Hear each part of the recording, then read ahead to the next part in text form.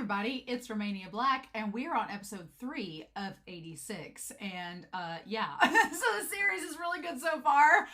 Super good, super intriguing, still has a lot of mystery. We did a lot of world building these first 2 episodes, getting to understand the world that we're in, which seems very important considering the circumstances of our characters. We're getting to know Shin, or Shin, and I'm going to call him Shin. Shin and Lena, and just seeing how very different their worlds are and the circumstances they both are in, which is fascinating to me. But I've got a couple comments I want to talk about before we start, but I'm super excited. I am going to go with the streaming episode this time. I've been told episode 3 is good for the streaming version. We don't have to use the alternate subtitles for this episode, although Mevelin's got me covered when we get to that point. So we're going to go off of that.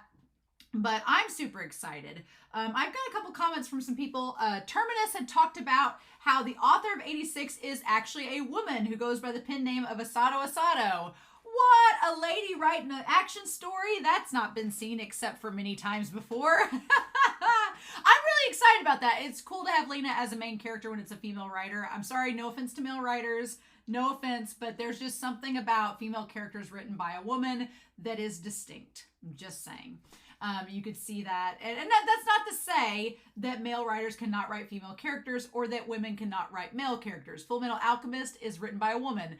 I feel like Alphonse and Edward are great characters in their own rights, right? That's not to say, but I do appreciate that we get a female writer in a series that I'm watching on this channel. That's exciting, right?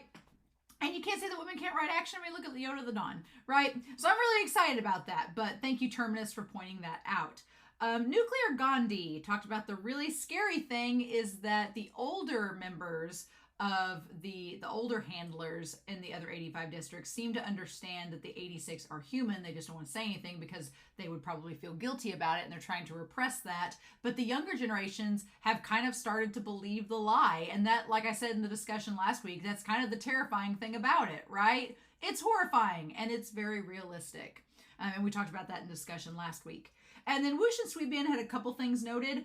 They talked about how in episode 1, Pleiades, when they die, there are 7 extra members destroyed along with the 4 that were originally in that unit that Lena was overseeing. And there's a constellation that's called the 7 Sisters, and Pleiades would have been one along with the 7. So that was really intriguing. And then as far as Shanae, it's supposed to be Shanae is how you say his name. Shanae, I'll go with it. And then Shin, of course, or Shin is Japanese for death, which connects to the Shinigami. So I still don't know if Shanae is the original Undertaker or if they've just taken that from somebody else. We'll find out as it goes. It seems like he at least learned from someone else before taking on the mantle of the Undertaker, but his name tying to the motif seems to fit. So if he's the original Undertaker, cool. But if he inherited it from somebody, that would make sense as well. And then the 2 VAs, the Snow Witch, or I think her name is Aru. Her name's Snow Witch. The Snow Witch VA is the same as Nor from Spy Family and Shinobu from Demon Slayer, which is cool. And then Laughing Fox's VA is also from Spy Family. They play Damien, which is like my favorite character from that series, which is great. And then Young Megumi from Jujutsu Kaisen. So fun times. I am excited. I'm recording fairly early on in the series, a little bit ahead of schedule. So I've got moderators Be Happy as well as Mevelin looking at comments. They're going to let me know if there's any spoilers and then I'll be able to read those. So that's pretty exciting, right? But I'm looking forward to seeing what this series gives us. The first 2 episodes were really good. They were really emotional and powerful and connecting to some really tough real world things going on. So I appreciate that. And I'm looking forward to see what we get between Lena and Shin and the others. I think that'll be really neat. So I'm excited. I hope you all are too, but we're not going to waste any more time. We're going to dive right in and see what we get with episode 3 of 86. And we're going to start that here in 3, 2, 1, and let's go.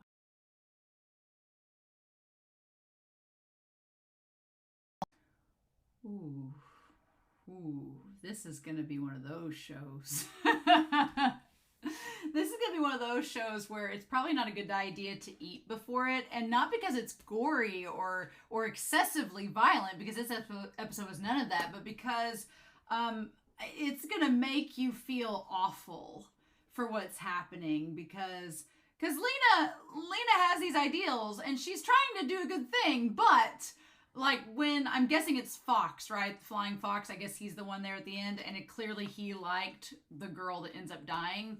Whenever that ends up going down and he just lays into her in that post-credit scene, oh, there were some hard truths there. And I guess the good thing is that we're getting those out of the way now. We're getting that out of the way now. And it's like, we're done putting on airs.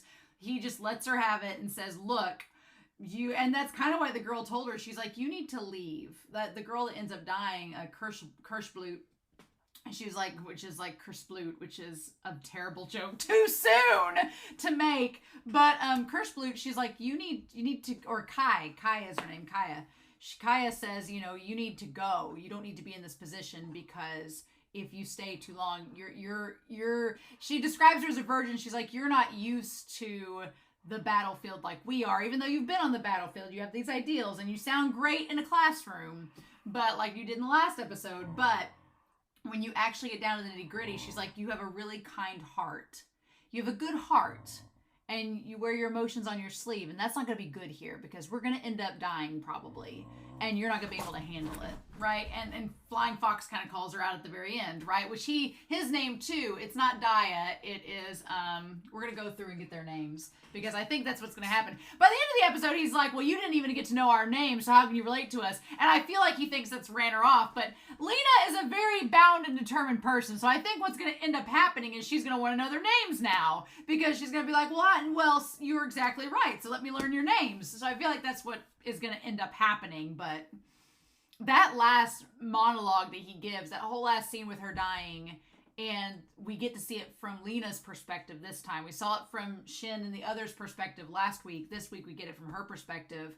It's so heartbreaking how cold it is from her perspective and how simple it is. And you can't help but not feel, we know as the audience, because we've watched it from their perspective at 86 to see how horrific it is. And from her perspective to see it just be a little dot on a screen, and then for her to not really, have any context other than just seeing a little blip and names and that's it. It desensitizes the whole thing. And so even if she wants to try to empathize and connect, there's just no way to fully connect as well as you could. And he just goes off on her. We book in the scene.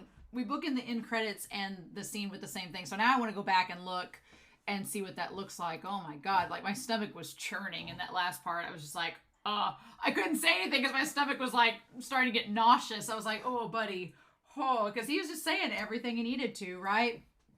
So we start out the episode with him sitting there and oh my God. Yep. There's where the explosion is in the marshlands.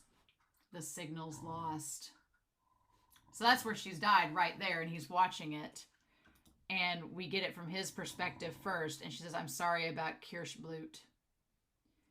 And he's just staring. And that's when he gets mad because he's like, you don't understand.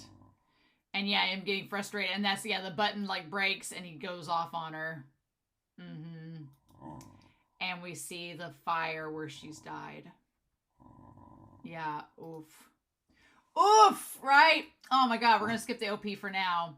So we start out with Blackie. Blackie, Whitey, two-tone. The cat they can't decide on name. Its toy that it's playing with is a pig, which is hilarious in the darkest of ways.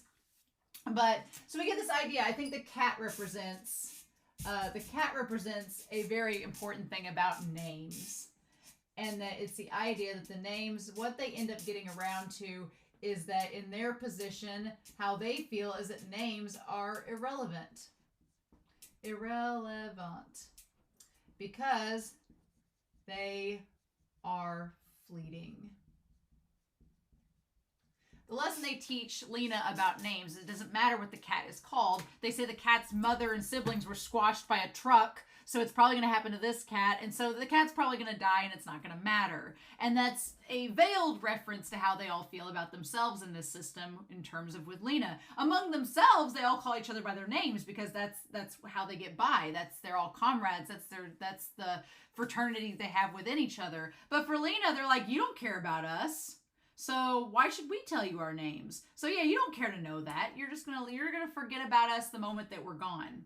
Which is a little unfair to Lena, because Lena is someone that takes it very seriously, and Lena has advocated for them in front of the class, but it's kind of like someone that's working, you know, if we're going to do the Nazi comparison, we might as well do it this way and make it simple. The comparison is basically, it's great that Lena cares for them. She wants to help them, and she's using her place of privilege to kind of do so slowly but surely, right? Like talking to the class, getting them the map. We'll talk about the map, doing all that. Like she's using her privilege to kind of be in a position where she can help them, and she's trying, but it's sort of like a Nazi prison guard trying to like say, oh, well, you Jews, you'll be all right. But are you changing the system? Are you really? She's trying to influence people, so I don't want to discredit Lena for that, but she is very idealistic. And by the end of this episode, Fox kind of calls her out on that idealism, saying, yeah, it's great you have all these ideas. It's great that you care. It's nice that you want to get to know us, but you don't want to know our names. You don't know what we're going through. You can't relate to us, and you're not changing the system. So why does it matter? Oh my goodness. What are we doing? My dogs. But yeah, so it's interesting, right? So yeah, they have the pig toy, but yeah, the names are irrelevant. But they find a real pig outside of the Grand Mur, outside of where they've been, the fortress they helped construct. They find an actual boar, and that is what a real boar looks like not a domesticated pig like you would normally see, but that is a wild boar. Although, my family's hunted wild boars, and we used to raise pigs. Real pigs, like that you eat for bacon normally in the U.S., do not look like that. And that's a wild boar, and they're kind of gamey. And they taste kind of gamey. They taste like a deer. They have like a wild taste to them. So I wouldn't personally eat a wild boar. That's just me. I would eat a domesticated pig, but you know, you do what you want to do, right? But the point is that they talk about like who's on duty to eat. So this was like 2 days before the stuff goes down. So we have Haruto. And Haruto has the red hair that's short. And then Daya is seemingly the older blonde. I'm going to say the older blonde is Daya because he seems like he's a little bit older than the other one, than who Fox is. And his name, Daya, means diamond, right? But yeah, he's like, oh, well, that didn't go over well. You're supposed to laugh. That's not in the card. So it looks like they're making chili. And they're Anju. So we know Anju is the girl who has lavender hair. All right. She's the one that I thought was maybe an Alba, but she is a little bit different. She has lavender hair. Lavender hair, and I feel like Daya has a crush on her. I feel like Daya has a crush on Anju, right? He likes her, right? Or it seems to be that way. And so, like, I need her to take my turn making dinner tonight. And he's like, she's on cleaning duty, so that won't work.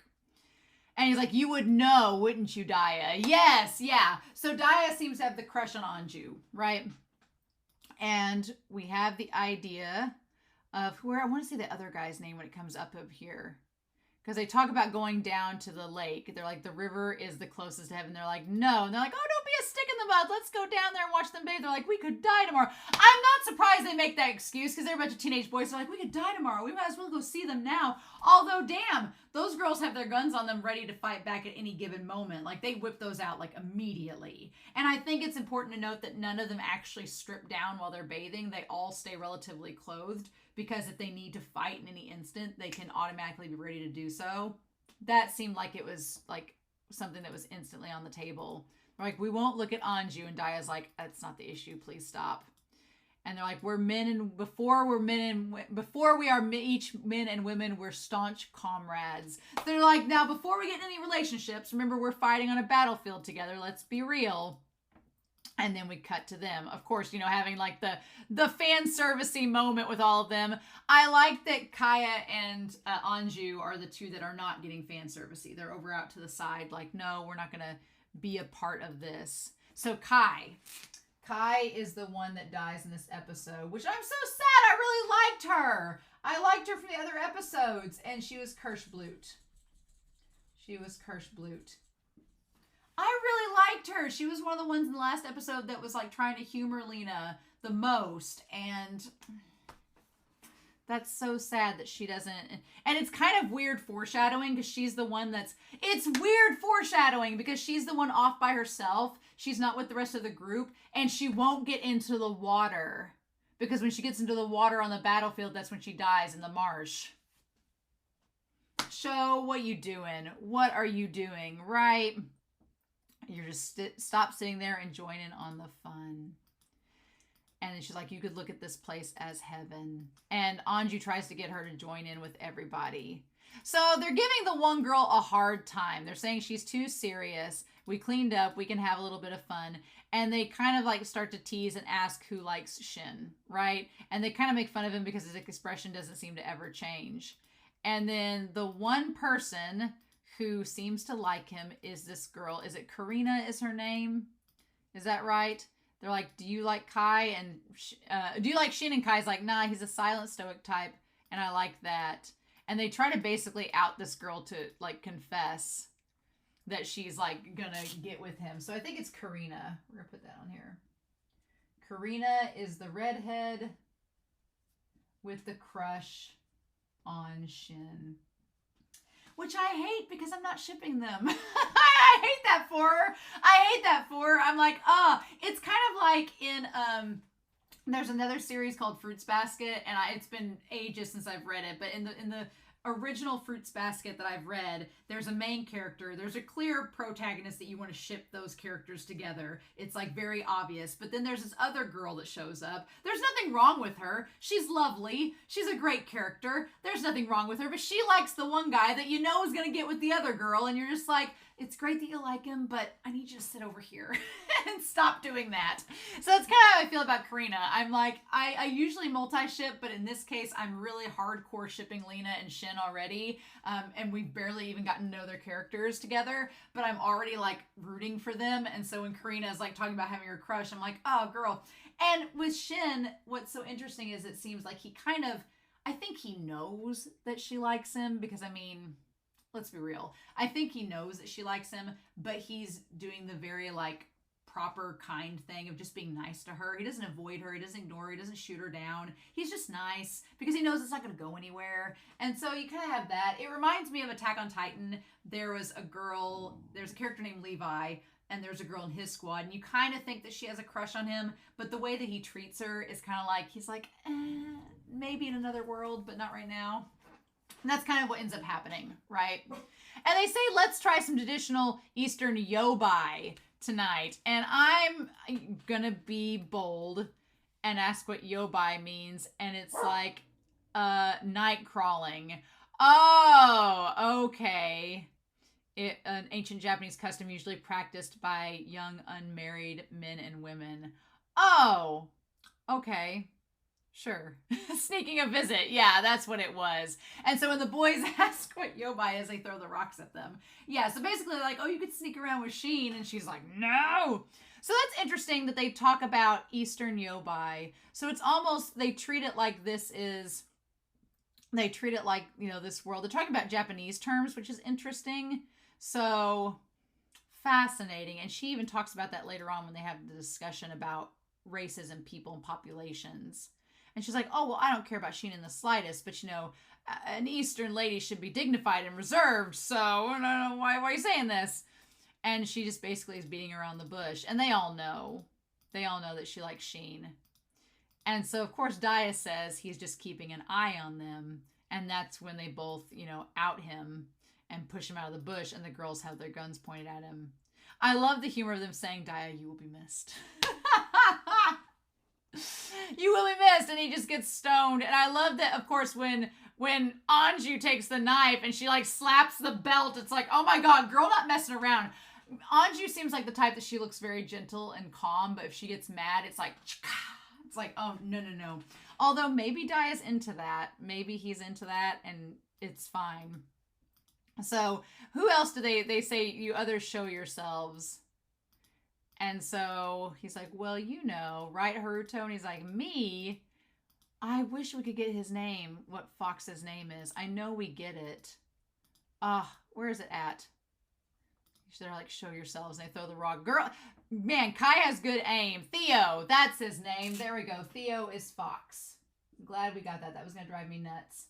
Theo is Fox, and he's the one that goes off on Lena, and he seems to like, not Karina, but he likes Kaya, and she's the one that dies.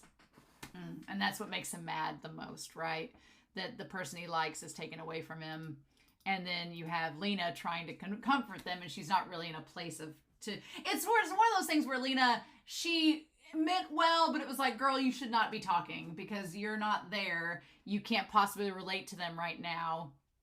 And then we go back to the moment. What I like that this show does is it's going back and forth in time, and it goes back and shows us the same scene from the different perspective. So we cut from the moment that they're out at the bathing at the lake and having this, humorous moment there, to Karina being super mad that Lena's talking to Shin, and Shin's okay with it, and she leaves the room, right? And so we have that whole scene, and then we have outside where everybody's talking with Karina and trying to like take her down a notch, and then we'll come back to that scene later with Lena, back to the beginning before the blow up moment, but seeing it from the different perspectives. So it's so crazy to see this from two different sides. But from Karina's perspective here, we see her get mad, slam down the table during the card game, and she walks out. And we can see what everybody's doing. We see some of them are reading. Shin is reading the book, which again, Shin has established that he reads the book to take his mind off of things. So maybe he's using it as a distraction at the moment. Then we see that Anju is knitting. We see that Kaya is playing the game with Haruto. We see Theo is drawing. We see others are playing, it looks like a game of life. And they're all, and the other guy, what is his name? Like, it starts with an R. He's there with the book. And Shin says, it was a rat, that's all. And the cat's sitting there on him, which is really super cute. And she's like, a rat? And he's like, oh, you could try harder than that. She's like, there are rats. And he says, yeah, there are. And it's interesting that he calls Karina a rat at the moment. It's interesting that he points out that it says there are unpleasant people amongst the crew, right? Is he calling Karina the rat, or is he calling Lena the rat? Because you could look at it from two ways. I guess you could look at it from three ways. One, he's calling Karina the rat because she's, discontent about the situation. And maybe that's why he's like, come on, play around. We're forced with her. Let's not, be going at it. And then two, he might be calling Lena the rat because she's spoiling the good time that they're having. Or he could be referring to it as something just arbitrary, right? But he knows that Karina's upset. And he probably knows why she's upset. And I like Daya has all the bandages on his face, like he's clearly been injured. And then Karina's like, why does he talk with that woman? He should be spending the time with the rest of us. We could die tomorrow. And he's like, yeah, we know, but it's like he has to do this. The princess will stop calling eventually. They're both just killing time. And she's like, Shin should break her already. And that's when Daya says, Shin doesn't want to break any of them. And could you tell that to Shin? Could you say that? You don't like her, so you want him to break her. Could you say that to him? Because, yeah, I think that's interesting to note that Shin doesn't want necessarily to break any of the handlers. They've all broken on their own. Their guilt and the madness has kind of gotten to them from the situation. And so they've all gone crazy on their own. Shin doesn't want the handler relationship to be bad because that's bad for them. And I feel like Shin feels that Lena is one of the better ones they've had. Like, in terms of, she has ability. She's not somebody that's spoiled and just in there for no reason. She could potentially help them. So I don't think he wants to get rid of her necessarily, but he knows. He knows Karina has a thing for him and that this is bothering her. But Daya brings up a good point. He's like, are you going to go tell him that? Do you have it in you to say something? And she doesn't. Which is kind of why I think Kaya speaks up. And then I like that Daya, and she's like, I still hate her.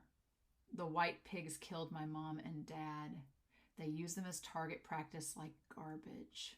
That brings up something else too, right? So we know that the 86 have been used as soldiers fighting against the Legion. But now we're getting another side of it, that they were also used, quote unquote, for target practice. So what is happening in those camps, right? So using them as target practice, what is going on with them? Like why did that happen? Was that when they were first starting to test out the juggernauts? Like, what was the circumstance behind it? Whatever the case may be, Corinna has a very staunch opposition, very staunch views about those from Alba. And so for her, I feel like of all of them, she's going to be the one that's not going to want to get on Lena's side because she has such very stark views against Lena and the people of Alba. So, and it makes sense, right? You can't blame her for not having those views, right? So I think that's interesting. I want to learn more. We're just getting little crumbs right now of what else has been going on. Other than them fighting Legion, what else are they doing? And we're getting little crumbs of that. I also like the idea that Daya is kind of the peacekeeper. Daya is like the guardian and the peacekeeper amongst all of them. He kind of keeps things in order and makes sure that everybody kind of does, everybody stays in line and keeps grounded, which is needed. And she said, all white pigs are scum. I'll never forgive any of them. Again, based on series that I've watched as well on this channel that you all are probably aware of, there is this idea of kind of the double standard with it all. You have on the one end Lena, who is trying to understand and relate to the 86, but is faced with the reality that most of the people surrounding her have this horrible judgmental view against the 86, and then vice versa, you have people like Corinna from the 86 that have a terrible view of those from Alba, even if they're trying to relate. And I think that's maybe why Shin says she's the rat, because she has such a just narrow-minded view. There's no such thing as a good Alban. And we see that kind of mentality is not going to foster any relationship. Not that they're in any position for that to even happen, but it's the idea of that there is that double standard of, well, if you don't think that you think we're all pigs, so we think you're all scum. And it's like nothing is going to come from that mentality back and forth. But the 86 really, them thinking that kind of makes sense. And I like the visual of Daya closing the window, like closing the door off and cutting off, the image of the Alban. I guess it's the queen. And so she says Kirschblut about the meteor shower, that the stars came falling down from the sky like rain. And then we have Corinna going back in. They're still talking to her on the phone, and they all look at her as she walks back in. And then Shin asks her to sit down, and she sits down beside him and gets the cat. And so it's like Shin is kind of like this anchor. He's this presence that also keeps them together, just like Daya is sort of the spokesperson that keeps them all together too. What's so fascinating about this is that we see it from their perspective. They're all doing different things. They're all talking to her, but they're all like, it's all happening while she's talking, so she can't see all of the things that are going down. She can hear the cat and do all of that, but she doesn't see whatever they're doing. And she explains that, in the 85 districts, there's too much like light pollution. They can't see the stars because it's like the big city, and there they get the advantage of seeing the stars. Also, Lena did not know what Fido is. She didn't know what that little Fido dog is, which is interesting. So there is a lot Lena does not know, right? Lena does not know all, which again is a really nice contrast to the last episode, because the last episode, when she's talking to the class, she just drops receipts and makes it sound like she knows everything, but she doesn't even know that they have Fido. She doesn't even know that they can see the stars. She knows not a lot about what's going on, but she knows more than her classmates. So it puts her in a very interesting position, right? And then we have them talking about the falling stars. And then the one guy, is his name is it Rigard or Rygard or Rhineland? Ryland, he's the one that knows Shin the best, because it talks about the two of them like about to die and talking about seeing the stars. And Shin says this wouldn't be a bad way to go out. And it's really cheesy and poetic. So these two know each other the most, the two of them. They seem like they're the oldest ones there. And she's like, oh, I wish I could see it. There aren't a lot of people here, and we're far from everything, but the stars are usually out at night. And that's when Lena asks, do you hate us? And everybody just kind of looks around the room like, what do we say? And clearly they all kind of do, but what do they say in that situation? And Kaya's like, well, she's like, yes, it hurts that you've done all these horrible things to us, and it makes us mad, and you've killed our parents, and everything's really bad over here, but no, we don't hate us. We don't hate you. I'll always be scared when I fight, and you discriminate against us, and life's hard here, and, you've imprisoned us in these camps, but I don't hate you. That's the mentality that comes off. And so as for the people who force this on us, they say it's okay since we're livestock and not human. But I can't bring myself to like them. I know that not all you Alba are bad. Just like how not all 86 are good. So she's like, sure, I'm sure there's some nice people among you. Sure, there is. But it's not changing the fact that none of you are helping us. Or, if you recognize us as human, then why aren't you changing the system for us? She kind of, she definitely beats around the bush without saying it. And I think Lena immediately kind of like gets the impression of what she's saying. She's like, I was one of the rarer races among the 86. She says, a lot of stuff happened at the camps and in my previous units. Of course, I wasn't the only one who experienced that. I'm sure there are good Alba too. So she kind of hints that, I was, from a rarer, my family was a lot less common than others. And I had, was probably bullied or treated horribly before getting into this unit, but I'm sure it's all right. I'm sure they're a good Alba too. Like, it's such a very snide way of saying it, right? Not that I've ever met any, but a few of my comrades have, so I understand that. And Theo looks over to her like, really? As he's drawing the shooting stars? And she looks at him, she's like, so I won't hate you just because you're an Alba. And she says, I see. And she's like, I need to thank them then.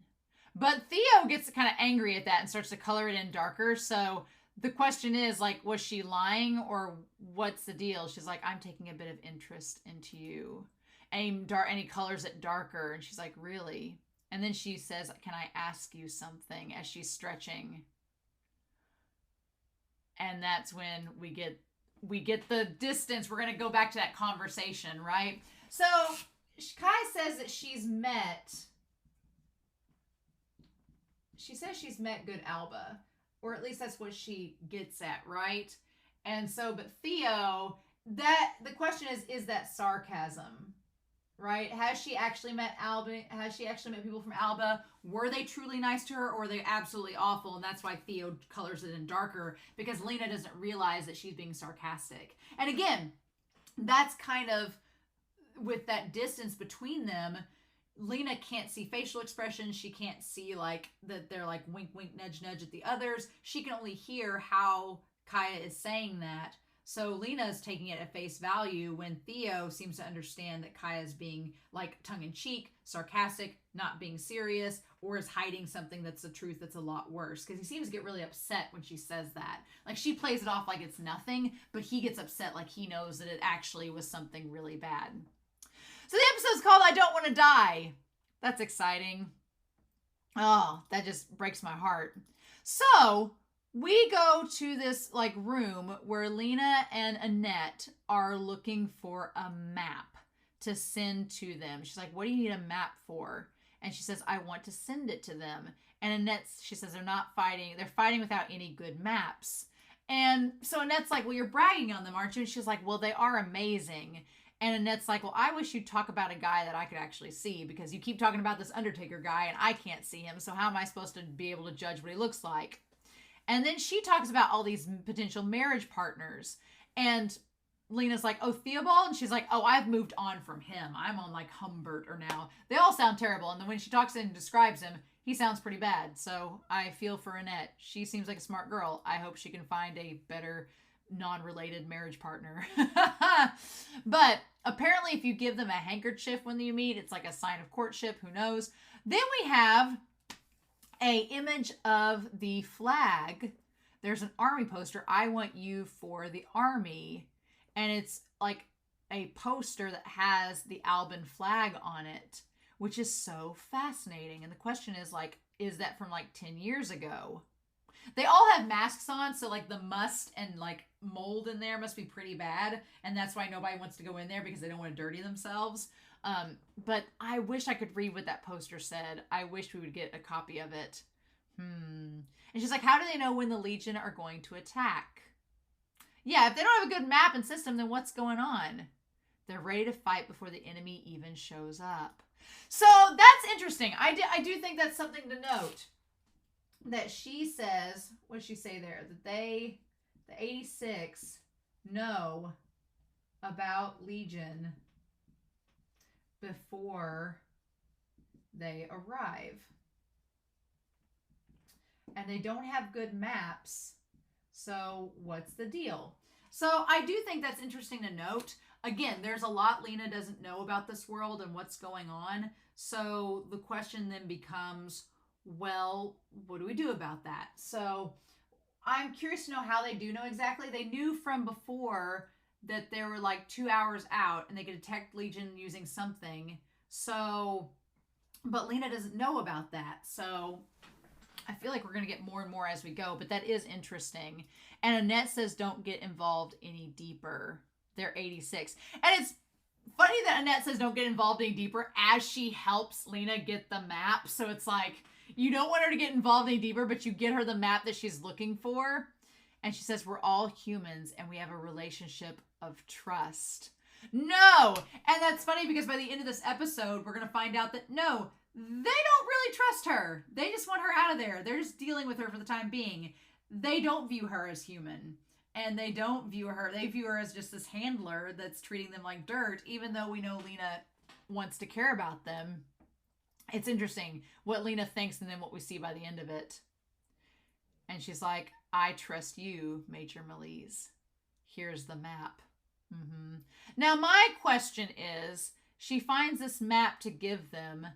My question is, has anything on the map changed over time? Like, has the landscape changed? Has it altered? Is the map correct? Because was there a way for Kaya to not have died if the map had been more accurate, or if they had had a copy of the map, they would have been able to see and then it wouldn't have been a problem? I don't know. So again, we have in her room, she's not got the flowers anymore. The flowers are long gone. And she's talking to Spearhead. And then we cut back. So she was looking for the map before she talked to him that evening. Okay. She was already looking for the map and then got in conversation with him. And it kind of becomes like, you can see that Lena's kind of addicted to this. Like talking with them, like she's part of the gang, talking with them, you know, having this moment. But as we see, she is very disconnected from them. And they don't trust her. And they don't like her. And they're just putting up with her until she leaves. Because they don't think that she's going to make things better for them. More so than they already are. Right? But it is so interesting to see the conversation that's had from this perspective. And what's kind of crazy is that we see all of them together, like in 86 in their bunker playing games and being together and enjoying this time before they have to go in battle again. And then we come back to Lena and she's all by herself in the room. There's nobody with her. She's in this giant room that's probably about the same size as the room that they're all crammed into. But she's all by herself drinking tea, just listening to their conversations. And she's the isolated one from the group, right? She's the outsider. Which is funny because they're all supposed to be outsiders. And they tell the story about the cat and the cat getting along with Shin and just rubbing up against him and like the name and everything. And then they're like, oh, I wish you could see this cat right now. And then when she asks the name, you know, then they all say it at once. Like, don't name it after whatever book you're reading right now. And Lena's like, she doesn't understand. She's like, are there a lot of them? They're like, no, there's only one cat. We just call it Blackie or Whitey or Two-Tone. It doesn't have a particular name. Everybody just calls it whatever they feel like at the moment. And Lena's doing like the little doodle of the cat with everything in the stars. And as they have the conversation. So that's when you hear, you know, you hear the big loud noise.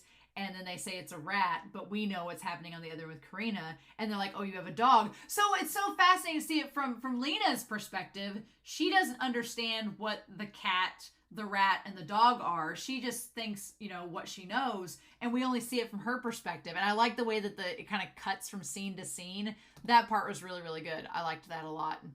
It's a very unusual dog. And then she talks about the meteor shower. I need to thank them then. And that's when Kaya has the conversation. She's like, I'm taking an interest with you. So she says, can I ask you something? Why do you care about us so much? And Lena, I think her response is interesting because she says, I was saved on the battlefield by a processor. So we find that out a long time ago. She said, I was saved on the battlefield.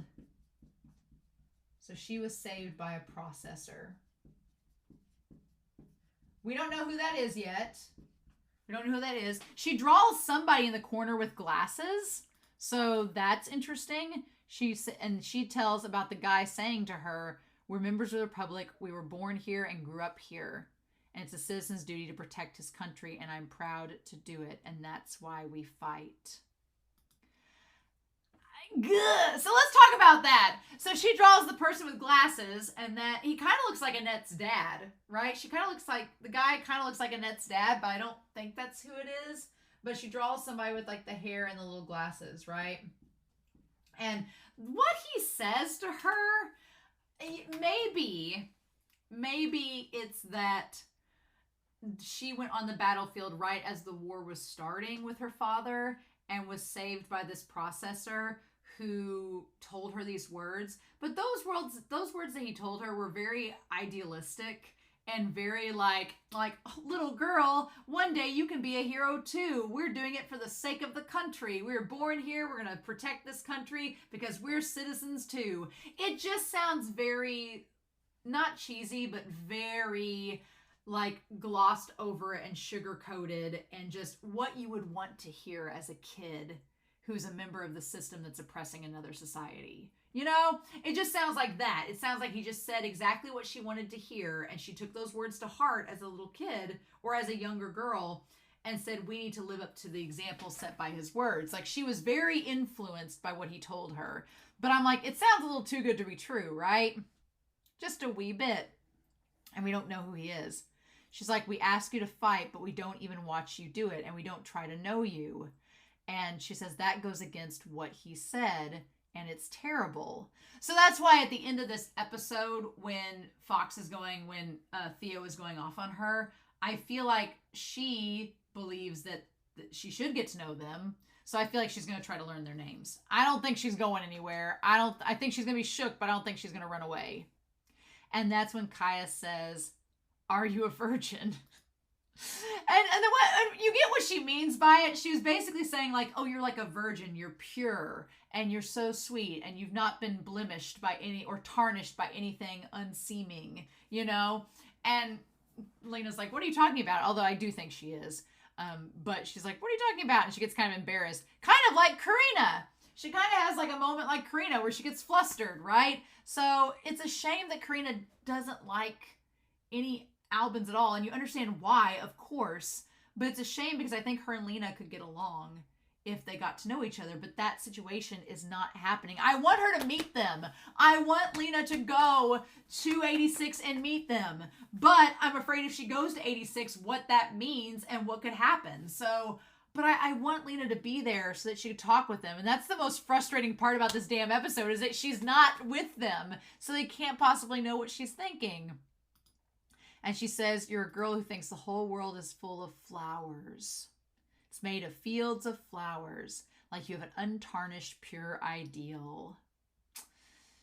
And she's like, what I wanted to say is that you're not a bad person, so I'm going to warn you, you need to quit this job. You're not cut out for this.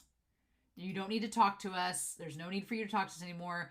Go get someone else to take your place before you regret it. Because, yeah, she's like, you're trying to get to know us, and you're trying to be this good person, but you're not actually making things better, right? You're just getting the rest of the team riled up because they get, they have an animosity towards you because of how privileged you are. And obviously you're separated from us. So she's like, it's not good. You just need to leave and let someone who's less connected get involved with us. But that doesn't happen. And then we get the scene on the 15th that there's been enemy sighted, and the enemy sighs. And then, but Undertaker says, we're aware and we're prepared to engage. And she's like, okay, sure. You guys somehow know where all of the people are. So, okay. So we have the other people. We have, what does it say here? The script has been stopped. Do you want to protect the view? Unprotect, like it says here. There's like looking at the solar, and there's different enemies, and then there are all of them. So we have on here, we have Kirschblut is by Laughing Fox. And then you have like something Lenosa, something Gunmetal Story, Cat 09, March Hare, Undertaker is by Fafnir, Falk, is that Helleniathus? And then Gunslinger, Gladiator, Burnt Tail, and something else. Like, I'll have to see their names. But the fact that Kaya was by Theo. And so Gunslinger 500 is one of the women. Move her to 2 o'clock. There's a high ground there. Okay, so Gunslinger is not the one. Gunslinger gets moved to the mountain where they can provide cover and be the decoy. So that works out for Gunslinger 500. Whoever that is, that works out for them. Okay. So that ends up working. That's not the issue that ends up happening. And it's just so bizarre seeing it from this perspective. Seeing them from this perspective where they can see, like, and if you actually look at the device, like, she has a map there that she's helping them with. But on the screen there, you don't see any map or grid of any land. It just, you see the juggernauts and you see the enemy, but there's no terrain. There's no way to navigate where they're at. They see like an infrared and they see all of the details, but it's like, how are they supposed to, how is Lena and the people on, the 85, districts 1 through 85 side supposed to help 86 other than just talking to them over a microphone? Like, it becomes very aware of how not good the setup is from her angle. Because she's like, it's almost like they don't even bother with the maps anymore because the 86, they don't feel like it matters. Like, who cares if they die? Just, we'll get new ones. It's pretty disturbing. And she says, and they say, hang on. And they're like, yeah, it's there. I'll go. And she's like, okay, you'll be in the opposite position from the first platoon, your main attackers. So she basically goes through the idea of being the decoy. And they're like, wow, you have the voice like a little princess, but you're actually pretty impressive. I'm like, yeah, Lena, she tries to be kind and sweet, but she's got a sass side to her. We saw her in that episode, right? And she's like, they can't bombard her directly while she's there on the hill. And when she shifts positions, and they're like, don't get the wrong idea. It's not a bad idea, right, Gunslinger? So yeah, Falk, Helianthus, yeah, werewolf, griffin. I'll do anything if it's to help the rest of us. And they're like, did you find a new map? And she says, that's helpful. And she says that she's going to send it to them. And they say, well, can you send classified information such as a map to the 86? And I'm like, why not? I agree with Lena. She's like, well, if we've got information, why aren't we using it? So she's like, I don't care. I don't see a problem in it. And they're like, okay. And she's like, you're not 86. She's like, at least I've never called you. And that's what he calls her out about later. He's like, you don't call us 86, but the fact that you don't call us by our names means that we're 86. He's like, what you're not saying is saying something, is what he gets at with her later. So then what ends up happening is that they notice that there's an enemy coming. The Undertaker's taking out the enemy. And you just see the targets disappear. But from her angle, she doesn't see the work that Shin is putting in to do that. So it's so frustrating, right? It's so frustrating. And then she's like, the 4th platoon is moving. What is that low doing there? And she's like, why is it there? And so then she looks. She's like, Leucosia, I'll hit it from the left. Oh, so Leucosia. So that was one of the names. And then she realizes that it's a marsh. She's like, not that way. Don't get in the marsh. And there's wetlands. And she's like, I can't move. And then she says, I don't want to die. Oh. And then we just see it go out. Yep. And that was it. And it's the polar opposite of last week, where it was this big, bombastic, dramatic thing. And here it's just, she just tells her, she's like, I don't want to die. And then that's it. The voices of the dead, right? Oh. Oh.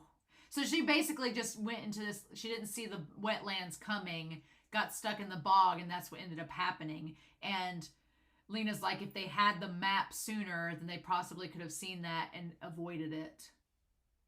Man, and Sawano, who does the music for Attack on Titan, who does the music for Seraph of the End, those series that I've seen, they do the music for this series, and the music in this episode was absolutely amazing. I was like, oh my god. Ugh. So yeah, so we have just the ED. The ED is just her sitting in that chair, and then we have her saying sorry. And she says, like, the idea of saying, good work, everyone, mission complete, it's like the level was over, but you can tell Theo is like, no, you don't get off the hook for this. She's like, if only I'd done a better job. He's like, sorry about what? From your perspective, the deaths of a few of us are something you can forget by the time you go home for dinner. And I'm like, oh. Like, he's just like, you are so distanced from us that you don't understand. He's like, we're going to be grieving. He's like, we don't have much to do here. But when there's nothing going along, we can play this act about you not discriminating even though other people do. I don't treat you like pigs, right? Like, he just lets her have it. He's like, but we just lost one of our comrades. And you don't know what that feels like. We don't have time with your hypocrisy. Because, yeah, even though Lena is trying to do something good, even though she's being nice, even though she's trying to get to know them seemingly, she's not doing enough and the system's not changing. So he's like, that's all well and good. It's lip service, but what are you doing to actually help us? Because he's like, they all kind of seem to know what they're doing without her. Did you think we don't care when one of our own dies? They do care. And I think Lena does too, but she just can't say anything in that moment. You know, she's just trying to like figure out what to say. And then that's when he's like, you get to watch from your warm and safe place inside the walls. Oh my God. You could tell she's upset. And he's like, and it doesn't bother you at all. But it does bother her. If that's not treating us like pigs, then what is? You've never called us 86, but that means that you've just left it unsaid. Do you think we're out here fighting because we want to be? Mm-hmm. You locked us out here and forced us to fight. And you've caused the deaths of millions over the last 9 years. And you do nothing to stop it. And you act nice and talk to us. And that counts as treating us as humans, doesn't it? You've never even asked us for our real names. And that, I think that hits her the most, is that idea of not getting to know them. But yeah, I'm glad that Theo gives her a reality check, because even though she's trying to be nice, he does bring up a really good point. At the end of the day, she's going to log off on that computer, go have her tea, sit there and write in her diary, and nothing bad's going to happen to her. But they're like on edge all the time, trying to enjoy what little time they have together before they're sent out to possibly die, right? And now Kaya's gone. So he's like, yeah, that's great and all. Glad you're trying to communicate with us. But at the end of the day, what are you doing to actually make our lives better? It's such a reality check. And it's like, I'm glad it happened now. I'm glad it happened this episode. I'm sad Kaya's dead. I hate that. I liked her character a lot. And we've only got to know these characters for like a few episodes. And so the show is making it very clear that you should get to know these characters and like them while you can, because they may not be there in an episode or two. And it's like, but I do think that Lena is not going to give up. I think she is very much going to say, okay, well, now I want to know your names. So she's not going to give up and go anywhere. And I think they assume she's going to transfer out. And no, that's not going to happen. Lena's not going to give up that easily. And I think that Shin is going to notice that. But holy cow. Well, I didn't quite break an hour with this episode. But, like, what can you say? It's a conversation that needed to happen. And I think the whole thing of it is this idea of thoughts versus actions that comes up throughout this entire episode, right? And it doesn't just come up with Lena. We have the idea that Karina, she thinks that she likes Shin, but does she do anything about it? No. The idea of the fact that Lena, she thinks that the 86 are human. She thinks that there's that trust there. But is she doing anything? She's in a place of privilege. She really is. And I think she should be able to send them the map. And that might be a sign of her trying to offer some sort of like branch to start with. But what is she actually doing to help them? And they're like, you know, we can only do so much lip service. And then your actions need to match your thoughts, right? So I am highly curious to see what this is going to lead us to, because I don't think Lena's going anywhere, but I think that Lena having this bold heart that she does, she has a bleeding heart, but it's also a bold one, where I think she's going to keep on trying to get to know them, but at the same time, I think she is going to try to put something into action. Now, whether that is effective or not, I don't know. I would say she's going to give her friend Annette more gray hairs, but all their hairs are gray, so it doesn't matter at this point. But I'm curious.